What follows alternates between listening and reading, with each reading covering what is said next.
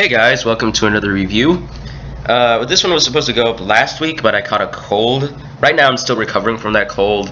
I'm not 100% yet, so if my voice gets weak or I start jumbling words together, please forgive me. Maybe I should be doing this when I'm healthier, but I don't want to make you guys wait more for this one because I did have it fully ready last week. So anyway, let's get right into it. Fear of Victory is another Scarecrow episode. And though he gets a solid amount of screen time, this episode focuses on another character just like Nothing to Fear did, this time being Robin.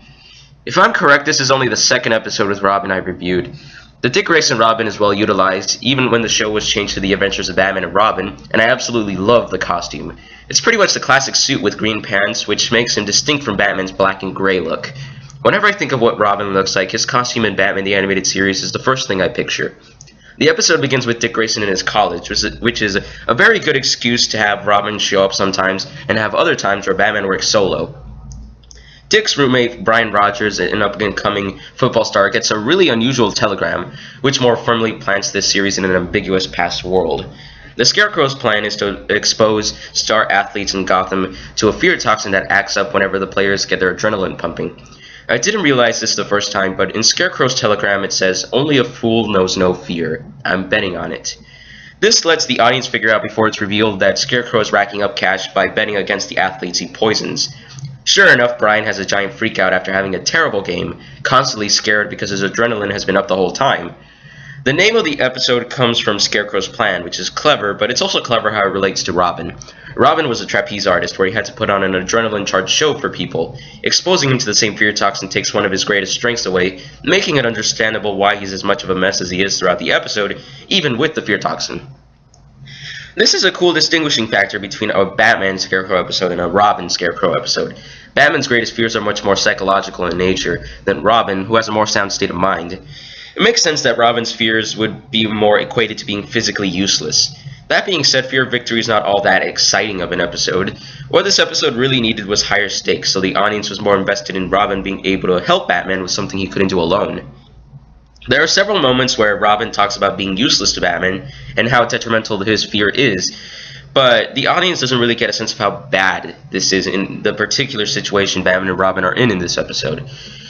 At the end, the episode tries to raise the stakes by Scarecrow dropping fear toxin on a football crowd below, Robin succeeding in catching it while Batman was not able to stop Scarecrow from dropping the toxin, but this kind of thing needed to be throughout the episode and not just the end.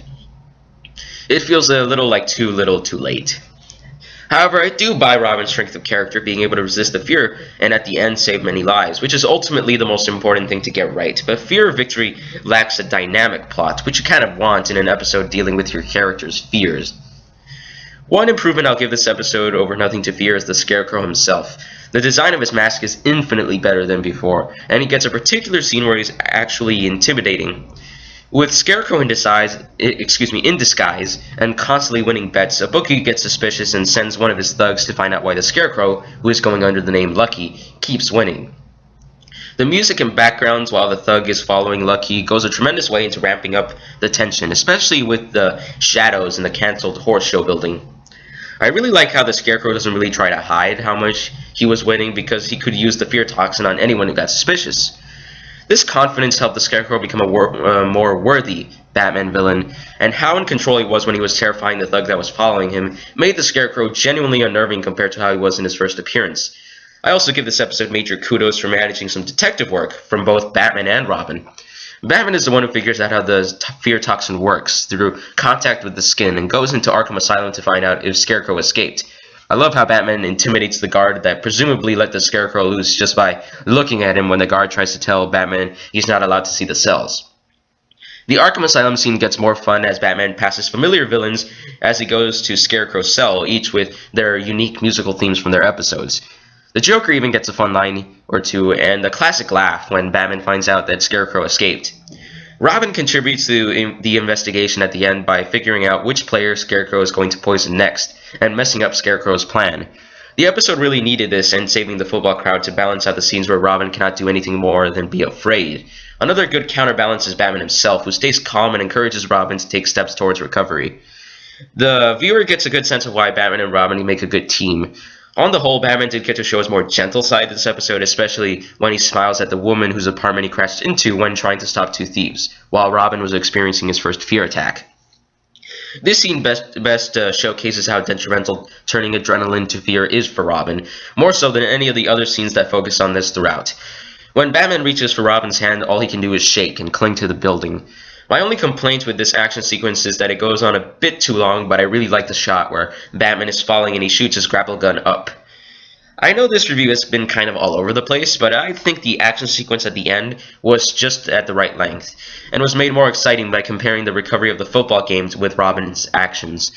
The plot for Fear of Victory was nothing spectacular, but it gets the most important elements right, and there's still enough entertainment value. Speaking of, the animation this time around is consistent enough, but reflects the story of this episode. Excuse me. The animation was lacking certain energy to really make this episode engaging. The moments where the animation was at its best was when Batman tests the fear toxin on a cat, and when Robin swings using his grapple gun to catch the vial of fear toxin falling towards the crowd. The character designs did look good, especially a few parts where Batman is in shadow. Voice acting was top-notch as usual. I don't think I mentioned Lauren Lester as Dick Grayson, but he did a superb job. This episode doesn't show off the best of Lauren Lester's acting. That's mostly because Robin isn't his usual jokey self in his story, but it makes sense that he wouldn't be, though Robin's Reckoning is still a better performance of a Robin story where he can't be lighthearted. Like Bullock, Lauren Lester as Robin fits extremely well with how the character design looks, and he can pull off the wisecracks and dramatic moments. Last time, I don't think I talked about Henry Bullock as the Scarecrow either. He did a good job as well, though his voice was not particularly unnerving. He did a better job at bringing in the mad scientist quality, especially when the Scarecrow insults the thug he poisons. Lost?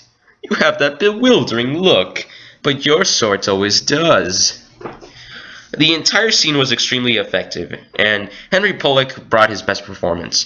Before I change topics, I want to mention that there is a shot right when Scarecrow says the word lost, which reminds me a lot of anime.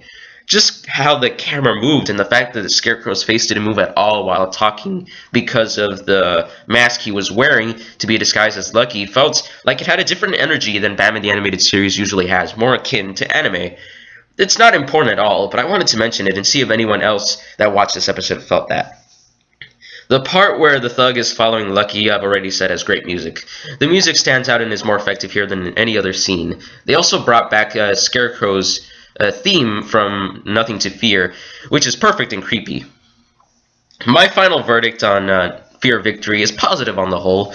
Both Scarecrow and Robin get memorable moments, but the stakes needed to be greater to build more excitement and get the audience truly sucked in. Still, the episode has good humor, like when Batman terrifies a messenger boy, thinking it's the Scarecrow, and the action is entertaining enough. Robin's part in the story is pulled off just right, so I rate Fear Victory a 4 out of 5. Thanks for joining me again, and next time we get a pretty unique villain in, the Clock King. I appreciate the support, so until then, take care. The Clock King review will probably take me as long as it took me to put out the Fear Victory review because I have to work on something else. Hope you guys can forgive me for that, so until next time, take care.